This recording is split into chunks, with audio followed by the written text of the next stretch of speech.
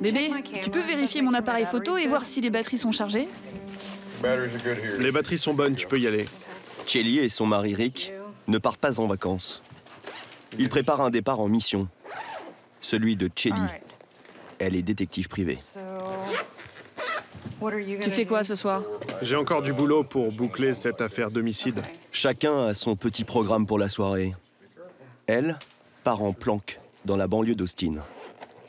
C'est un quartier pourri. J'ai pas lavé la voiture du coup. Sois prudente. À chaque fois, son policier de mari s'assure qu'elle n'oublie rien, Merci chérie. y compris son arme à feu, toujours à portée de main au cas où, sous le siège de la voiture.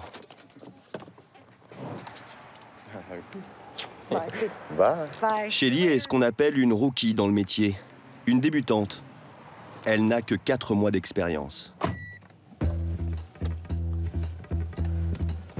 Ok les mecs, faut se manier là, hein?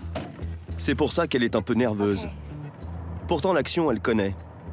Après les événements du 11 septembre, elle s'est engagée quelques mois dans l'armée avant d'opter pour une vie de bureau dans l'administration du gouvernement du Texas. À 42 ans, elle est de retour sur le terrain pour le compte d'une agence d'enquêteurs. Oh, faut que je mette de l'essence. Faut toujours avoir le réservoir plein quand on commence une surveillance. Et ce soir-là, elle a rendez-vous avec Cathy. Salut!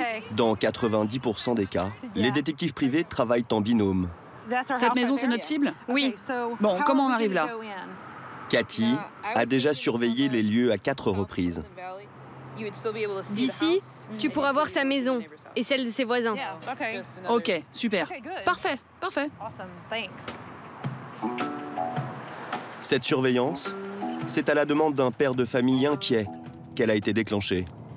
Là, on est en train d'arriver dans la partie de la ville qui craint. Le client est persuadé que son ex-femme passe toutes ses nuits chez son nouveau petit ami en laissant leurs 3 enfants à des voisins quand elle en a la garde. C'est la rue. Mets un coup de frein quand tu passes devant la maison.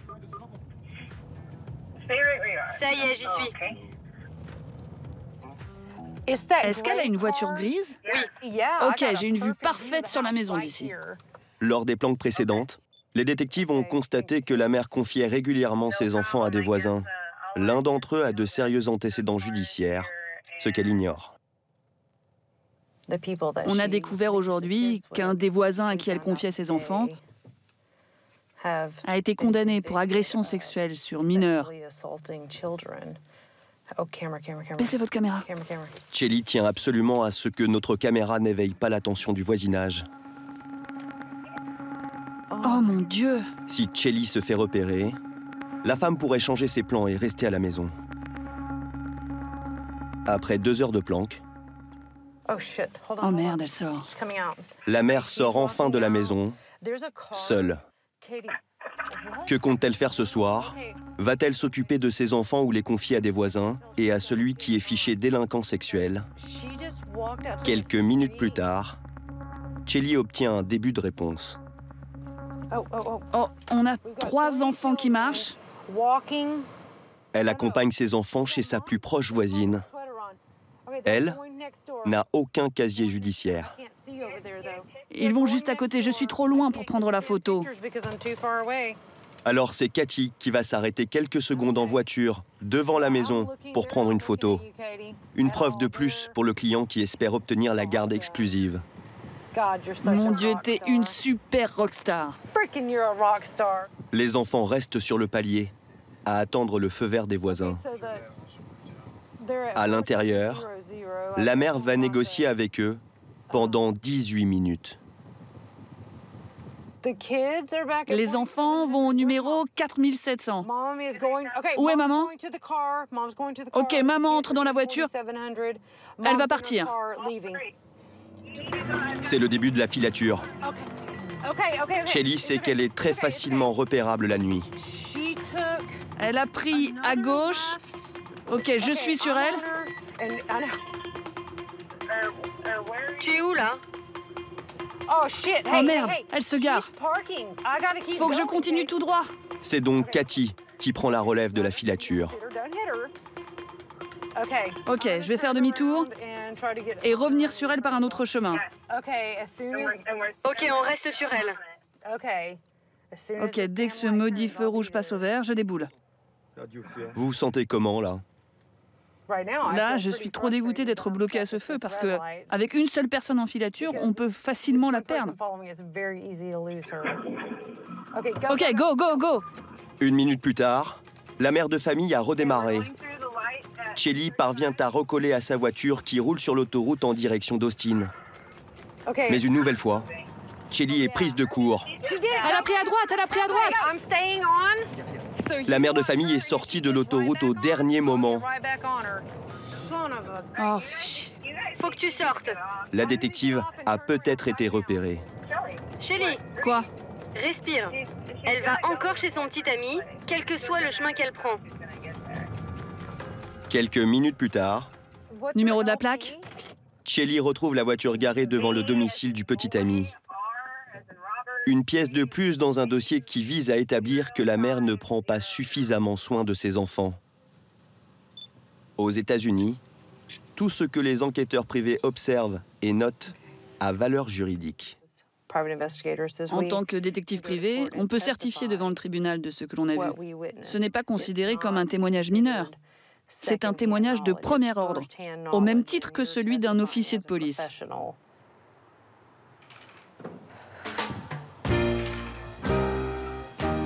Derrière ce corps bodybuildé se cache la tête pensante de l'agence de détectives privés qui emploie Shelly et Cathy. Angie Fussell a 48 ans. Il y a 12 ans, quand elle s'est lancée dans le métier, cette ancienne policière a vite compris qu'il fallait faire la différence. Stéphanie, tu m'as dit 10? Aux États-Unis, il y a 50 000 enquêteurs, 1 pour 6 000 habitants, 15 fois plus qu'en France. Dans ce secteur hyper concurrentiel, Angie s'est spécialisée dans les affaires familiales. 19, 20. Et sa notoriété, elle l'a en partie gagnée à coups de spots télé. Comment savoir si mon partenaire est fidèle? Comment prouver que je dois avoir la garde de mes enfants? Comment obtenir une meilleure pension pour mon divorce? À toutes ces questions, Angie se charge d'obtenir des réponses pour en moyenne 5 000 $. Son cabinet a fait l'an dernier 450 000 $ de chiffre d'affaires. Son argument de vente, c'est son équipe composée exclusivement de femmes. Elles sont 4 sous ses ordres, une exception au Texas. Nous, les femmes, on a beaucoup de compassion pour nos clients et les gens le ressentent. J'encourage les filles à donner de leur temps quand quelqu'un appelle l'agence parce que ça fait la différence. Surtout quand on gère des sujets sensibles, comme des liaisons extra-conjugales ou des parents qui se disputent la garde de leur enfant. Donc, ils veulent quelqu'un qui saura les écouter. Comme tout détective qui se respecte, Angie a une voiture de sport, mais son bureau est beaucoup plus discret.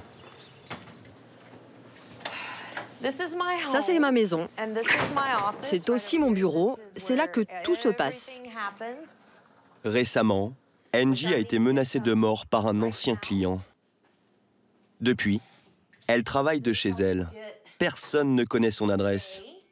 Et elle a fait installer un peu partout des caméras de surveillance. Ça, c'est la porte d'entrée. Au Texas, pour être détective, il faut 4 ans d'études à l'université, avoir un casier judiciaire vierge et passer un examen d'État. La licence d'Angie est renouvelée tous les 2 ans. Les voilà. Si jamais elle est amenée à devoir se défendre, elle a aussi 2 petits jouets qu'elle adore. Ça, c'est mon plus petit. Je l'emmène avec moi quand je pars en planque, très souvent. Et puis, j'ai un calibre 38. C'est mon nouveau revolver. Je suis très excitée à l'idée de l'avoir. Mais sa meilleure arme, c'est une base de données. En tant que détective, elle a accès aux mêmes informations que la police. Casier judiciaire, permis, adresse. Ce sont des entreprises privées qui collectent ces données à partir de milliers de sources. Antécédents bancaires, titres de propriété, permis de chasse ou de pêche. Aux États-Unis, des entreprises privées ont l'autorisation de collecter une foule d'informations personnelles sur un individu, même s'il n'est pas fiché. Pour y avoir accès, Engie paye 120 $ par mois. On a besoin de cette facture et d'être remboursé. Engie traite en moyenne une vingtaine d'affaires chaque mois. Il y en a une qui traîne depuis des semaines. 2 parents se déchirent à la garde de leur bébé de 18 mois. Engie défend les intérêts de la mère. Elle a perdu provisoirement la garde de son enfant sur la base du témoignage de son ex-mari qui l'accuse de se droguer. Elle a filmé le père de son bébé en caméra cachée.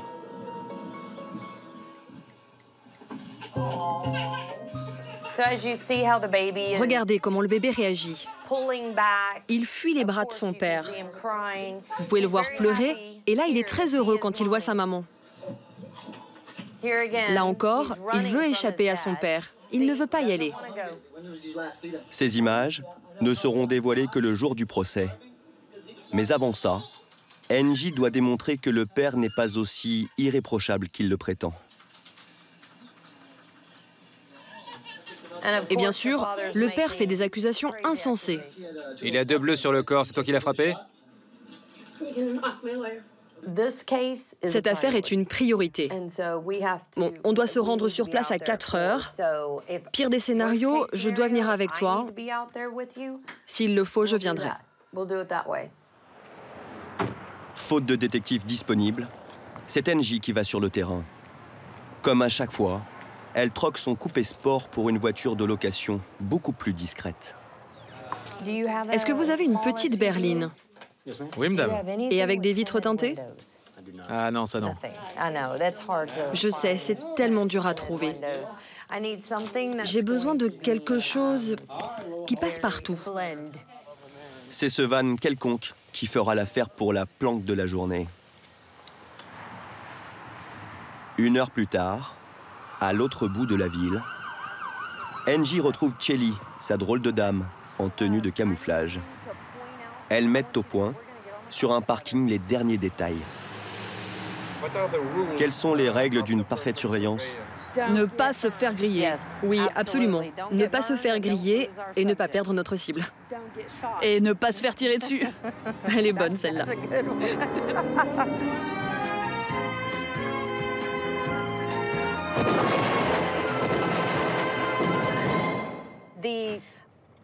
Le père et sa nouvelle petite amie travaillent tous les deux à l'hôpital.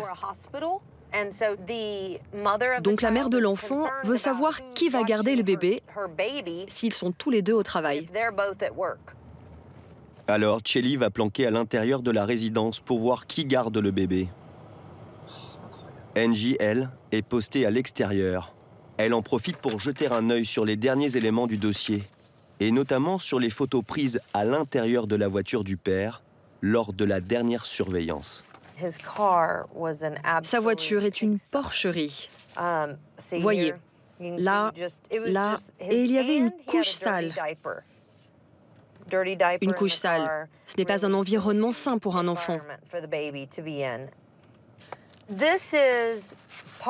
Cela fait partie du grand portrait que l'on veut dresser pour le juge, en montrant qu'il n'est pas un aussi bon parent que la mère. Soudain, après 1 heure de planque, Dégage de ma voix. Chelly donne l'alerte. La nouvelle petite amie de l'ex-mari vient de quitter la résidence. Elle a le bébé dans sa voiture et Chelly a ses trousses. Engie la retrouve sur le parking d'un supermarché. Mais mauvaise surprise. Oh non, la police. La petite amie a prévenu la police. Chelly a été repérée, grillée comme on dit dans le jargon, mais il n'y aura pas de conséquences. Aux États-Unis, les enquêteurs privés ont le droit de suivre quelqu'un, de fouiller ses poubelles ou de le photographier. Seule limite, ils ne peuvent pas mettre leur cible sur écoute ou installer un GPS sur leur voiture. Bon là, il n'y a plus grand-chose que l'on puisse faire maintenant. La surveillance doit être écourtée. Arrive un moment où il ne faut pas compromettre l'affaire.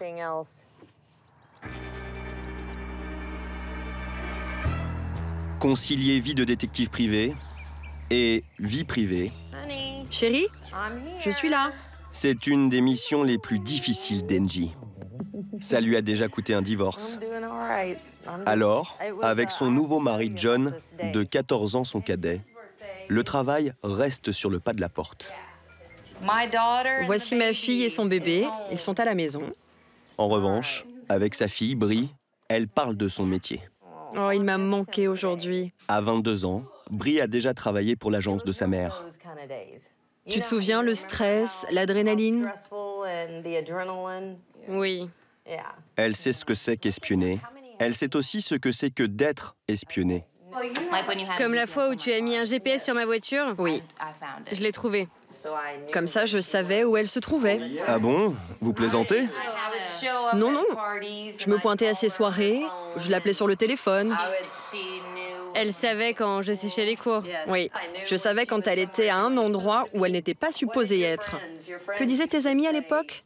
Ça craint vraiment que ta mère soit détective. C'est pire que d'être une fille de policier. Ah oui. Merci, bébé. Vaccinée, Brie a finalement opté pour une autre carrière. Elle fait des études d'infirmière.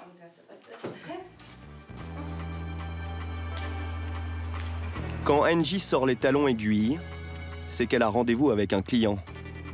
Dans 60% des cas, ce sont des avocats. Quand le client est un particulier, Angie le reçoit dans un bureau qu'elle loue à la demi-journée. Bonjour. Je crois que quelqu'un de mon équipe est déjà là. Bonjour. Bonjour. Comment allez-vous? Ravie de vous rencontrer. Sa nouvelle cliente a 53 ans. Elle est mariée depuis 20 ans, a 2 enfants. Depuis quelque temps, son mari a une double vie. Elle veut en savoir plus. À l'heure actuelle, vous vivez toujours sous le même toit? Est-ce que c'est bien ça? Il vit de temps en temps à la maison, mais on ne sait jamais quand ça arrive. Il ne vit pas chez vous, il fait des va-et-vient. Oui, et j'ai découvert que sa mère est désormais la propriétaire de notre maison. J'ai découvert qu'il sort de l'argent de notre compte commun D'accord, ok. tous les ans depuis 2001. Je veux vraiment savoir ce que vous attendez de nous. Je veux un maximum d'informations, Ok. de manière à ce que si jamais il m'arrive quelque chose, j'ai un dossier que je peux remettre à ma meilleure amie, un dossier qu'elle pourra montrer. Ok. Quand vous dites « s'il m'arrive quelque chose », vous parlez d'un divorce qui peut aller jusqu'au tribunal? Ça ou autre chose. Ok. S'il devient violent, Ok. A-t-il déjà été violent dans le passé? il n'a jamais été violent par le passé. Ok. Mais ça ne veut rien dire. Ok. Vous et moi, nous le savons très bien. Donc je dois me constituer un dossier et je veux le donner à mon ami. Ok. Quand quelque chose arrivera, on saura vers qui se tourner. D'accord. Vous avez l'air tellement convaincu. Bien sûr que je le suis. Je ne suis pas stupide. Ok. Pour commencer l'enquête, Angie dispose de très peu d'informations. Une photo du mari, la marque de sa voiture, le numéro de la plaque, son lieu de travail et ses horaires. Mais vu le contexte, elle compte surtout sur la discrétion de sa cliente.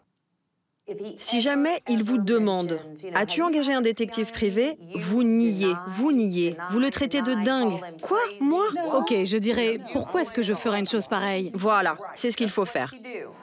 Pour le moment, la cliente n'a pas les moyens de verser plus de 2000 $. À 130 € l'heure, Angie n'a que 2 jours pour collecter un maximum d'informations sur ce mari suspect. L'enquête démarre dans un parking du centre-ville. Cathy doit localiser sa voiture pour commencer la surveillance. Elle fait à nouveau équipe avec Chelly, qui cherche le véhicule dans un autre parking.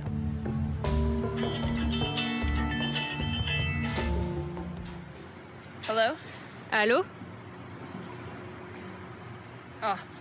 Dieu merci, j'avais fait le tour des 7 étages de ce parking. Shelly a trouvé la voiture. Cathy a 25 ans.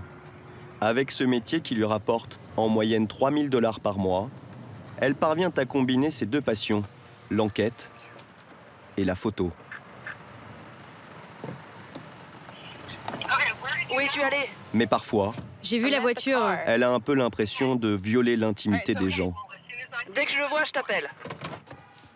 Si je surveille quelqu'un et qu'il ne fait rien de mal, que sa femme pense qu'il a une liaison et qu'en réalité il va au travail, qu'il voit des potes, ou qu'il dîne avec des gens du travail et qu'il rentre à la maison, oui, je me sens mal de l'avoir suivi. Calme-toi, Après 1 heure d'attente, calme-toi. la filature commence. Katie est au contact de la voiture. Est-elle trop proche? En tout cas, l'homme sort de l'autoroute avant de faire une drôle de manœuvre. Merde, pourquoi il va là-bas? Il retourne sur l'autoroute. J'ai besoin de toi. Il va en direction d'un parking de supermarché. En fait, l'homme s'est simplement arrêté faire des courses quelques minutes seulement. Oh merde, je crois qu'il arrive là. Oui, c'est lui. Il met ses affaires dans le van, il ferme la porte. Tu dois y aller. Ok, je suis sur lui, pas de problème. J'ai un œil sur lui. Les 2 filles se partagent alors la filature. 35 minutes de trajet. Il sort. Le temps de se rendre à l'autre bout de la ville, dans une résidence dont la cliente ne connaît pas l'existence. Localisé, l'homme sera photographié quelques jours plus tard dans les bras d'une femme, en flagrant délit d'adultère. Dans 9 cas sur 10, l'enquête d'Engie et de son équipe confirme les soupçons d'infidélité.